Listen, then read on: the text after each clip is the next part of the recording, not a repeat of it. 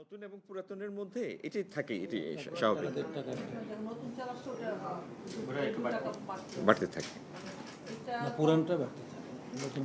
নতুনটা কম থাকে, নতুন যদি ফলন ভালো হয় নতুনটার মূল্য কম থাকে, আর পুরানটা একটু এই 1-1.5 টাকার ব্যবধান হয়।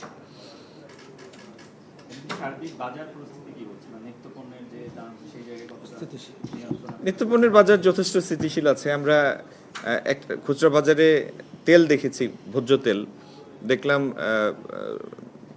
মানে ব্র্যান্ডগুলির সরবরাহ পরিস্থিতিও ভালো আছে, মূল্য স্থিতিশীল। আর একটি জিনিস আপনাদের বলতে পারি যে প্রতিদিন অনেকগুলি সংস্থার মাধ্যমে আমরা প্রতিদিনের মূল্য তালিকা যাচাই করি, প্রতিদিনের অনেকগুলি বাজারের। তো মূল্য পরিস্থিতি আল্লাহ মেহেরবান যথেষ্ট স্থিতিশীল আছে, সরবরাহ পরিস্থিতিও ভালো আছে।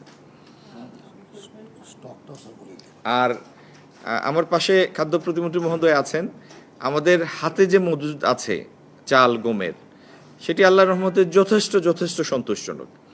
কখনো যদি আমাদের কাছে মনে হয় যে না আমাদের মজুদ থেকে বাজারে কিছু সরবরাহ আনা দরকার, কখনো যদি এরকম প্রতীয়মান হয় অবস্থা ভেদে, তাহলে তৎক্ষণাৎ আমরা সেই গভর্নমেন্টের তরফ থেকে সেটুক ইন্টারভেনশন করব। কিন্তু এই মুহূর্তে সেরকম কোনো পরিস্থিতি নাই। আচ্ছা, আপনার মানে প্রশ্ন এবং কনসার্নটা আমি শেয়ার করছি, কিন্তু একটা জিনিস কি, একটা ভিত্তিমূল্যের উপর ভর করে মুদ্রাস্ফীতির হিসাব করা হয়, মুদ্রাস্ফীতির একটা ভিত্তিমূল্য ধরা হয়।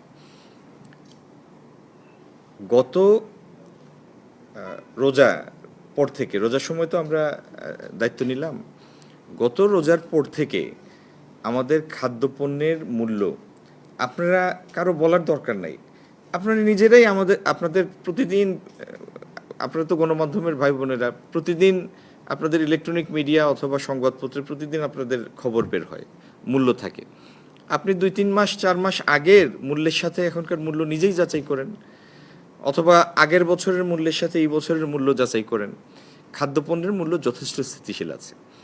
আর সয়াবিন তেলের মূল্য আমরা যতটুকু বাড়িয়েছিলাম লিটার প্রতি 4 টাকা, সেটা আপনাদের ডেকে কি কারণে মূল্য বেড়েছে সেটা আপনাদের শেয়ার করে, যে ফর্মুলায় মূল্য স্থির হয় সেটা আপনাদের সাথে তৎক্ষণাৎ শেয়ার করা হয়েছে।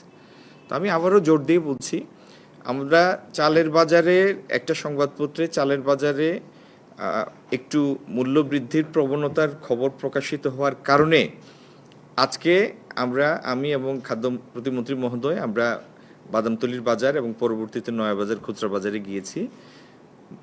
বাজার পরিস্থিতি যথেষ্ট, মূল্য পরিস্থিতি যথেষ্ট স্থিতিশীল, সরবরাহ পরিস্থিতি যথেষ্ট সন্তোষজনক।